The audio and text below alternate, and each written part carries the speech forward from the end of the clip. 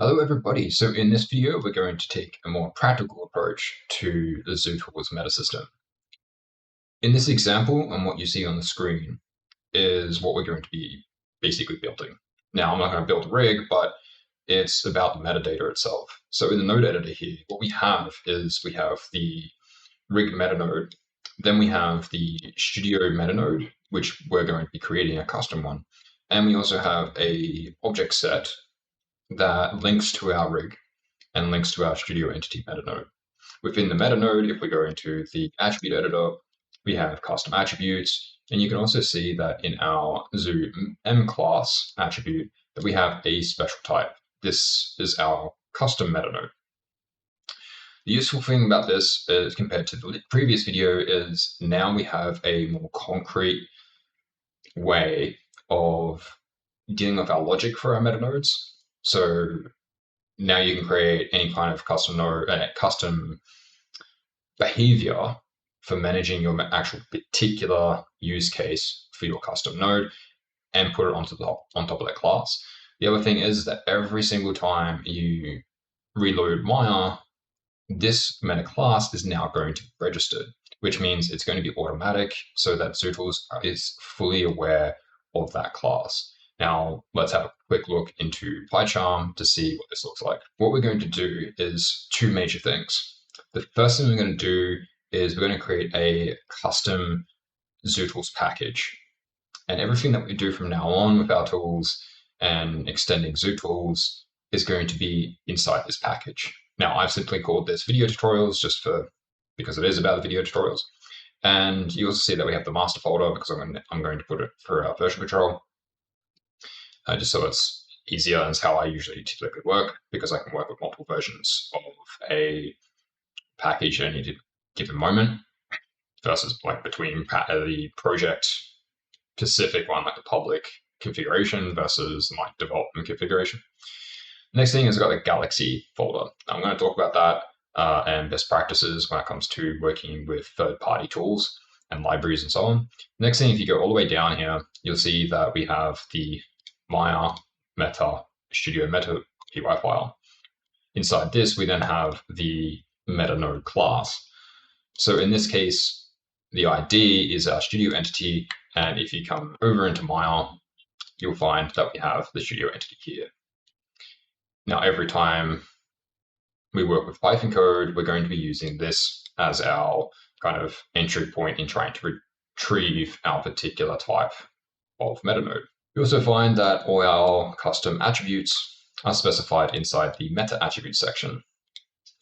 This is something that we'll talk about and how this actually works underneath the hood.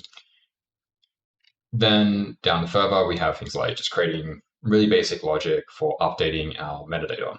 Now you can put anything you want on here, and if you go through the Hive code, you'll find that there's a fair chunk of logic sitting inside those metanode classes. Keep going down, and it's just a basic utility that just to show how you can work with metanodes from a scene level. And what this does, it basically grabs all the metanode classes in the scene and retrieves it by the asset name. So this just retrieves it by the entity name. I'll get into why I've called this entity and not an asset very soon. So in my script editor here, what we have is a really basic example of how to construct everything here. So there's a couple of ways to instantiate or create the studio entity metanode class, or in our case, the custom metanode class. The first one is do it implicitly for a string. This is actually my recommendation when you want to work with a code base that's kind of might change in the future. So typically in ZooTools, we can freely change the location of our plugins when we have a lot of them. And when I say a lot, I'm talking about hundreds for different purposes, for different parts of ZooTools. And because they change location, their naming changes in terms of class name, the module name, and so on, we want to be able to have some kind of refactoring capabilities there. And this is a perfect way of doing it, and this is very typical. So this is the first option. The second option is to go directly to the class itself and instantiate it, right? So this is very similar to what we've done in the previous video, where we've actually used the metaNode base, but in this case, we're instantiating our custom class. The next thing is we're just going to use the Zappy core code, the API that we have, though you don't have to, but you do need to convert it across. But what we're going to do is create a object set, which is this guy here in the node editor, and we're just going to call it studio asset. And then what we're going to do is have a quick look at how we can actually, some things we can do in a production pipeline or in team environments where it makes things a little bit stricter and a little bit more predictable. So what we're going to do is create an object set, and essentially we're going to add the rig meta-node to this object set. Now, this is only specific to the rig here, but you can actually use this for other things as well, like working with the modeling team to essentially do your exporting and your importing and your scene inspections and so on. You could do this for your shots with your cameras. You could do this for all sorts of things. I personally have done it like this in studios, and it has so far proved to work out quite well. So once we've created the object set, we're then going to connect the object set to our meta-node. That way we can later retrieve it. Then what I'm going to do is loop over all the rigs in the scene. In this case, I've already got one, so I don't really mind. I could access the rig directly through the rig name, but this is just for demo purposes. And we're going to add the meta node to the object set. Then we're just going to have a quick look at how to access the rig directly from the root name. So that way you can just replace this section here with this part here. And then we're going to have a look at how to later retrieve both the meta node and the rig in the same, depending on your kind of situation and code. You might be in a certain case where you need to do a lookup against the scene. The other way is you might already have access to one of these nodes, and now you need to get access to the other. So this is a kind of a demonstration on different options you can choose depending on your kind of situation, because sometimes you have to work with a more performant way of working, other times you don't have much of a choice. So with that as a kind of a broad overview of what we're going to be doing, let's actually now go and set all of this up in our ZooTools package so we can actually start managing everything in a more ideal, my recommended way of working with anything related to ZooTools as a developer. Okay, so in PyCharm, what we're going to do is create our new ZooTools package, and this package is going to be utilized as our foundation for everything that we build from now on in these video tutorials. This means that everything to do with marquee menus, Hive, from build scripts, custom components, and templating, being able to distribute our templates to our team in a version control kind of isolated environment, which is much safer and much better. This is not the only way you can deal with templates, but this is how we do it at ZooTools, and it's how I have worked in studios as well. Not with ZooTools in that regard, but how we deal with distribution of assets in certain cases. Just between our developers, once we go to the artist side of things, the whole ball game changes. But other thing you can start doing is modifying things like tool sets and create custom shelves and so on. Now, we're going to do it for a ZooTools package, but you can actually do some of this stuff through environment variables. So if you want to live outside of ZooTools for these things, you can do it. I'm not going to directly go through that process right now, but because we want to focus on the ZooTools package to get ourselves set up as fast as possible. So the easiest way of doing this, because creating a whole package from scratch, if you don't know what you're doing, can be a little bit complicated. Now I can do this because I've done it a lot, but what we're going to do is copy a package that we've already got, and then we're going to modify it to suit our needs. Now I'm going to use the example custom tools package that I've already got, but you can use anything you want. You can even use Zook4 if you want. It just means you have more files to purge and clean up. So I'm just going to grab the ZooTools example package and copy it, paste it. And just a note on the location is if you put it inside packages, the way you work is slightly different. I recommend this if you're working in a development environment and only in a development environment. If you're working with ZooTools in a production environment, I do not recommend it. There is ways to get around this, and that's what I'm going to show as well. But what I'm going to do here is just copy this and all of this video tutorials. just for the sake of it, you can call it whatever you want.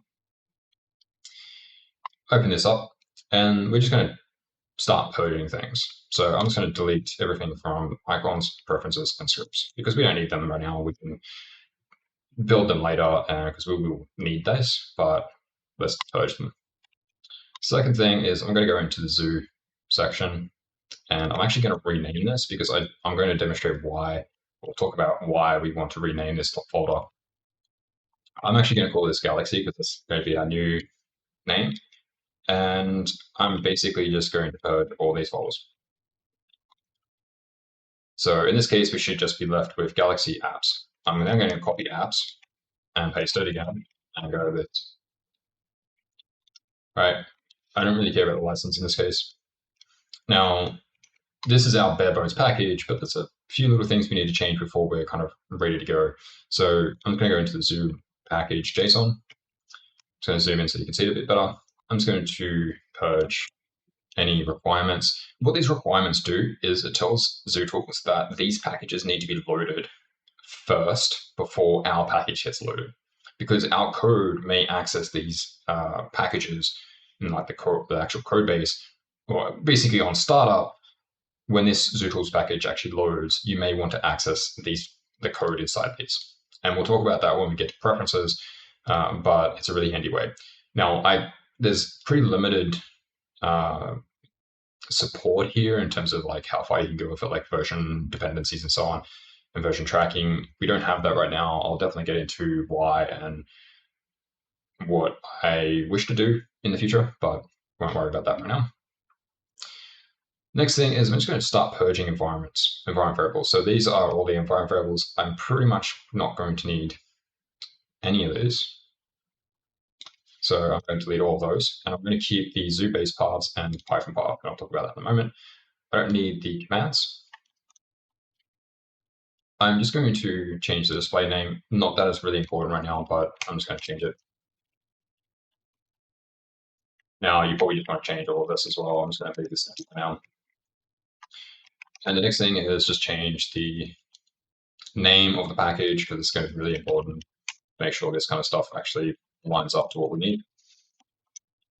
The name here is going to be used for searching, querying, and so on. So it's really important that this actual name of the package lines up with the folder name that you have here. So make sure those two line up. Now I want to add our metaNode, right? We want to be able to add our metaNode classes in, and that way we can start extending it. I wanted to go from a pretty raw base in the package path, and that way you had a better understanding of how much you actually need to get ZooTools up and running. And the next thing we also want is when we load Maya, that our package actually loads as well. So before we get into the meta stuff, let's get our ZooTools package actually loading so we can do some importing. Now let's go into your install location of ZooToolsPro. Go into config, go in the env folder.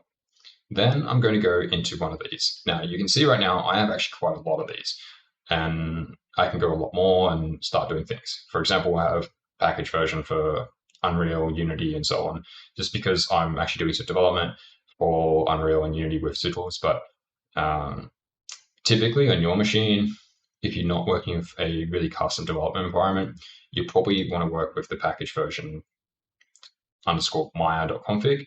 This specifies all our packages that we want to load. This is the same stuff that we've done in the example package video. So I really suggest you go to that and actually look up how to do really basic stuff with that.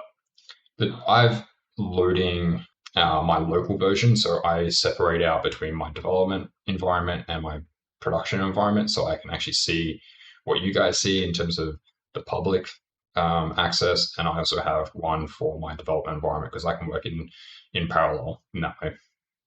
So I'm just going to go to my local package. See, it's kind of got quite a bit here. Now, I've already set this up, but here's a special thing to worry about is that you have the name, which has to line up with yours, like the actual the folder name and the package JSON name inside of it. The next thing I'm going to say is the version, the actual version. This version has to line up with another folder, and that folder is the subfolder of your package. The type here is going to be ZooTools because I've got it inside the packages folder. Now, if you don't have it inside the packages folder like I've done here, which I have my own custom tools for Hive, and what you can do is specify the path location, and what you're going to do is specify the actual location. Now, you can use environment variables in here, and if I remember what the syntax is for that, I believe it's my var. I think that's off the top of my head. Otherwise, it's that. Right. I think both actually work in Python. It's a standard Python resolve, so it uses os.path.expand vars. I think it is. So that's totally off the top of my head. So let's not damage that. So now we have this. What we can do is now load Maya.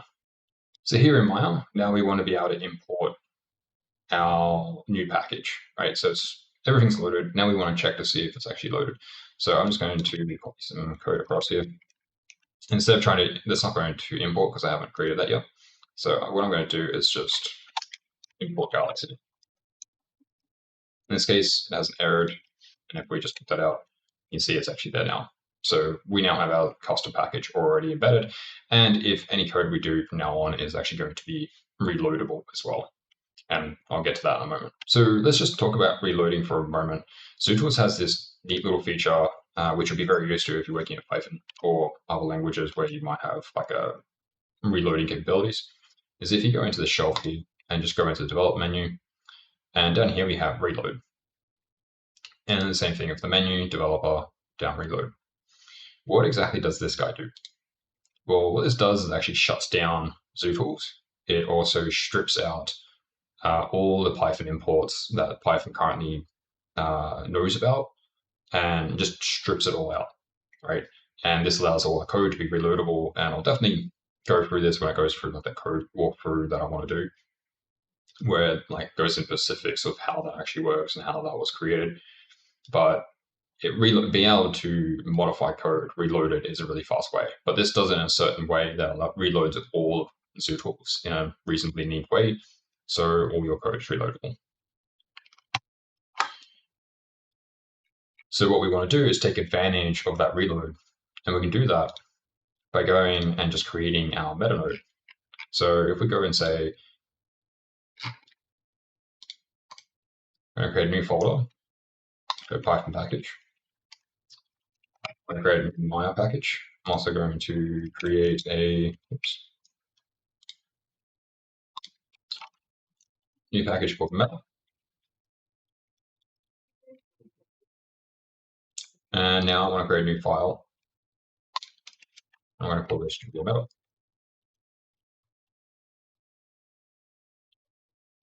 So now we want to be able to demonstrate reload just for a moment, just so you can see that you can now import Studio Meta really quickly. So you can also do this without reloading, but I just want to demonstrate you can do this with reloading. So if we just now go reload, and we can now just import, right? So our code is now there. Now, obviously, this can work because we've just added the files. That'll still work, but without reloading. But everything that we do now, from now on, is going to be using reload quite a bit. Next thing we want to do is set up the meta system so it recognizes this file to be able to say, hey, any classes in this file that matches the base class of our meta system, it's going to register that into the plugin system of the meta system itself.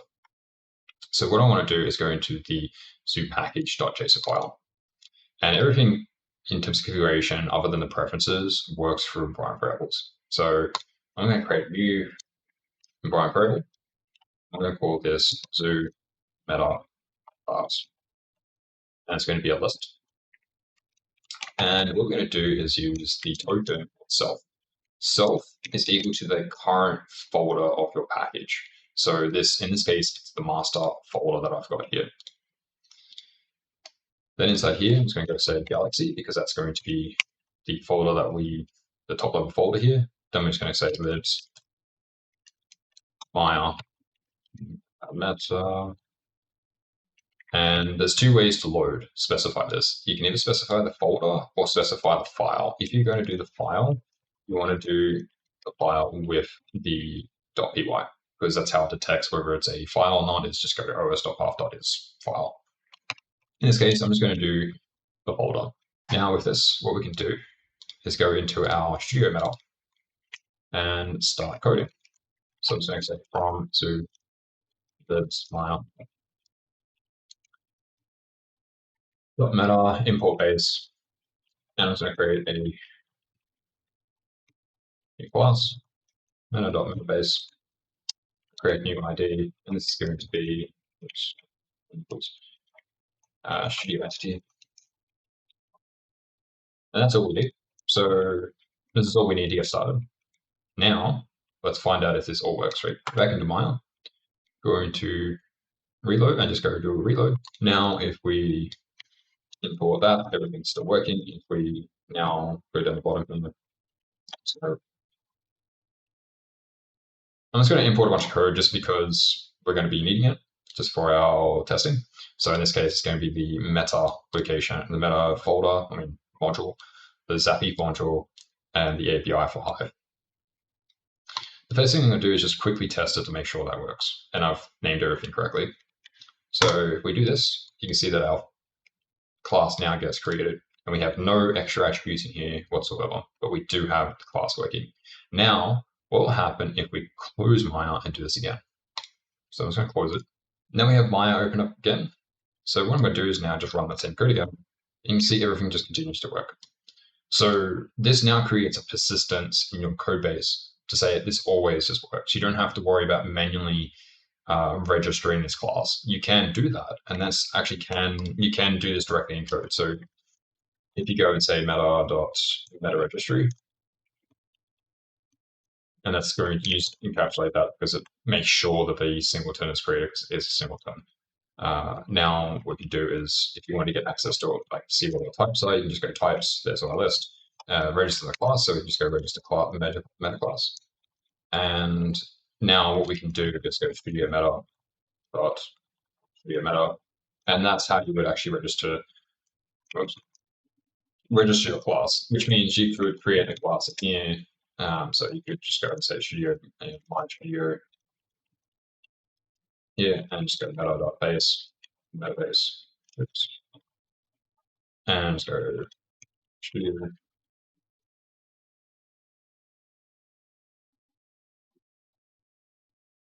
So now we have that. I'm just going to do is put that place. So you can see now we have my studio. So a really good way of testing is just doing this. But underneath the hood, this is what the registry does automatically based on the environment variable. Because you've specified the directory, it's going to alliterate through all the subfolders and all the modules and import them and make sure everything. If you want to make sure that's as fast as possible when initializing, you want to limit your files as much as possible, like the amount of files you have here, as well as the amount of non-meta specific code, like classes, for example, because it basically checks the files for all the meta classes. Like, so for example,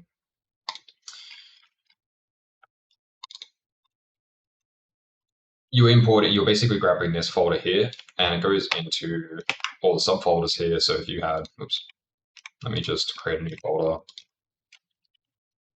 Let me just do something hacky like that. So what it will do is it go into this folder here, checks the first location, which is going to be a folder. It then goes into here and goes and imports this. And it will do the same thing for these classes.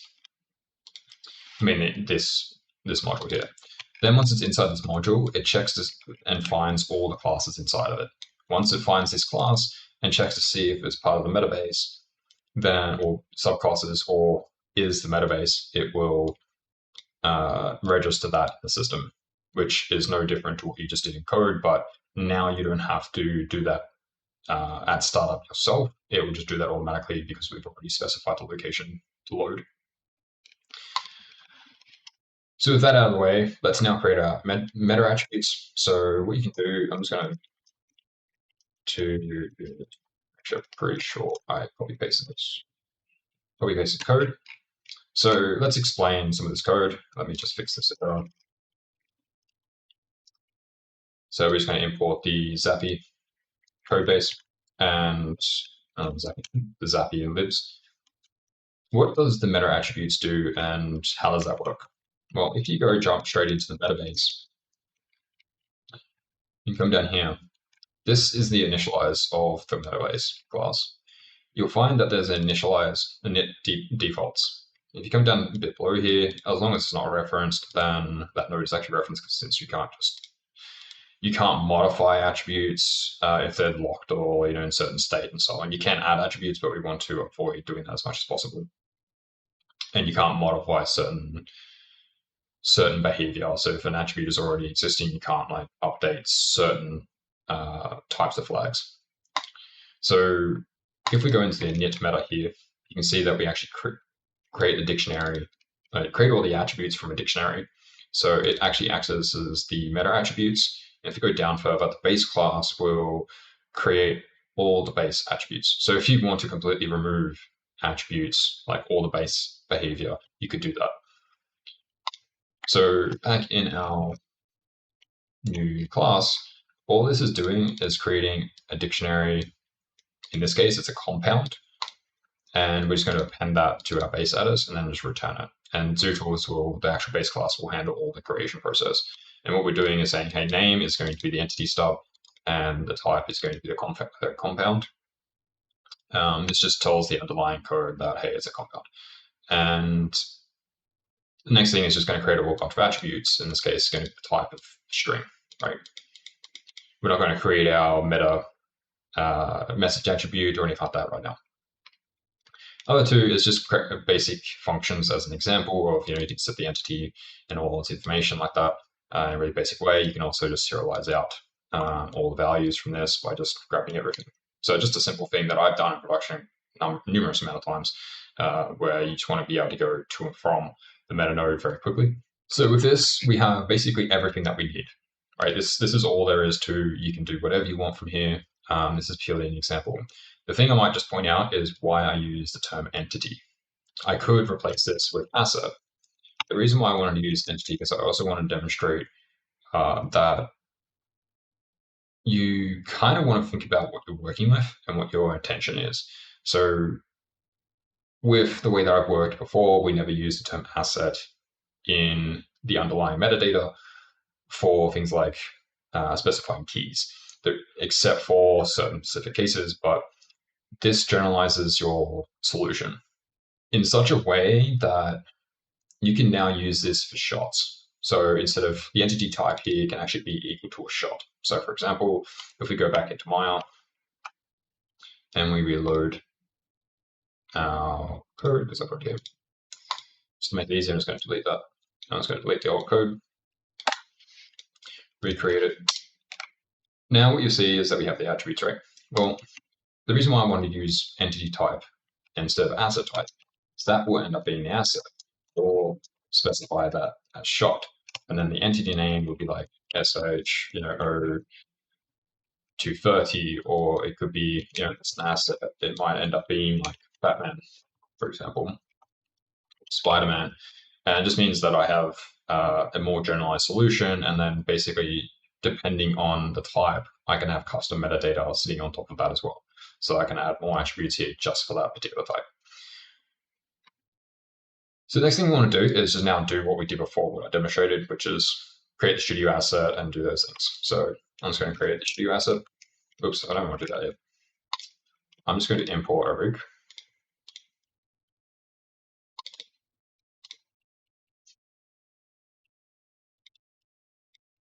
Okay, so now we're just going to create our studio meta-node again. You can see that down here. I'm just going to also create the object set. And then you're going to add the rigs in the scene to that particular selection set or object set. The other way of doing that is to grab the root by the rig name, and that'll return the meta node as well for the rig. That can be useful if you're working more explicitly. I'm just doing this for the demo purposes. Now, if I just expand this a little bit. Cool. So we have basically everything that we need here. And now we want to have a look at how we can retrieve, different ways we can retrieve this.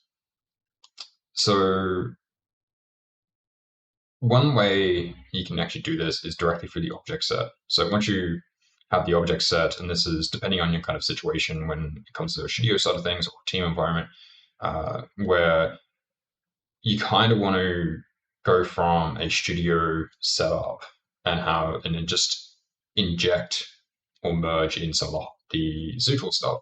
That way you're kind of playing nice with both, but you're not trying to bind your studio to ZooTools too much. It's just a way of separating out like responsibilities and so on. So what we want to do is go from the selection set, get all of its members, and then go from that member and check to see if it's a meta-node. And if it is a meta-node, then basically in this case, I'm not going to check to see if it's a Hive rig or not, but I'm just going to instantiate the meta-node.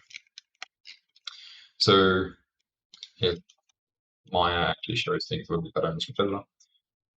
What we can do is just alliterate across all the object set members. We'll then check to see if it's a meta-node. If it is, then if it's not, we're going to continue. So it just goes to the next one, just in case we drop, let's say, drop a transform in here. We don't want to conflict with that, don't have any issues. And then we're going to basically convert this into the most efficient way to convert to a Hive rig so we can work with the API directly from a meta-node. There's different ways of doing this, but this is like the fastest way computationally to do this directly from a meta-node or from a random Zappy node. So in this case, member, if we just do a quick print out of member, cool. So member is a DG node, which comes from Zappy. To convert that into another Zappy node, because you remember that Metabase inherits from it, we need to pass in the M object from the API, Maya's API. So we can just do that go by saying member.object, and we pass that into the node. Make sure you specify node, otherwise you might have some problems. And once we have this, we actually have the Hive metanode. So we have a look at this. That's the metanode, but we don't have the rig API yet, like for the build system and so on. So now we can just instantiate that. And now we have the rig build system, or the rig class of the build system, and its underlying API for like queries and so on. Now what we want to do is I want to attach the rig directly to the metanode that we have for the studio. This is just something as a demonstration purposes and how you can do this. And by the way, all of this is possible directly from the build script system in Hive. So if you're doing post building, you do this during the post polish stage. If you want to embed your studio asset metadata and so on.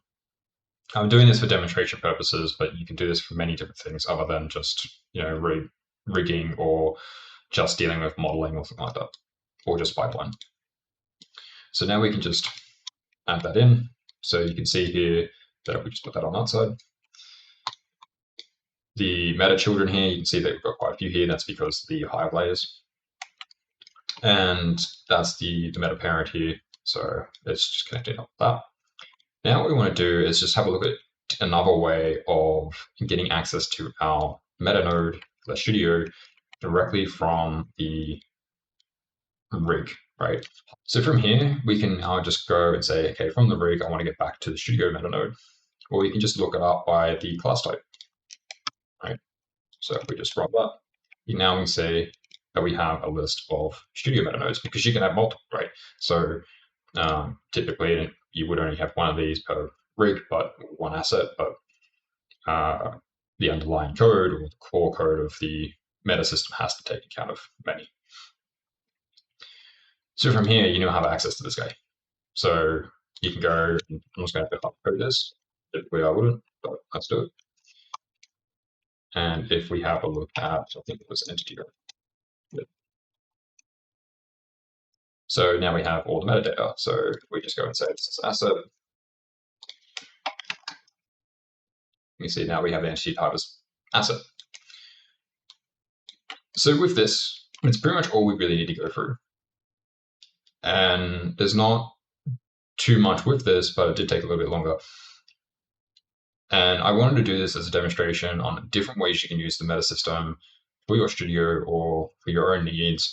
And all of this is kind of all coming together and all shaping up, because everything that we're going to do in these videos is going to be using this stuff underneath the hood, including the micro menus. We're going to actually look at micro menus very, very soon.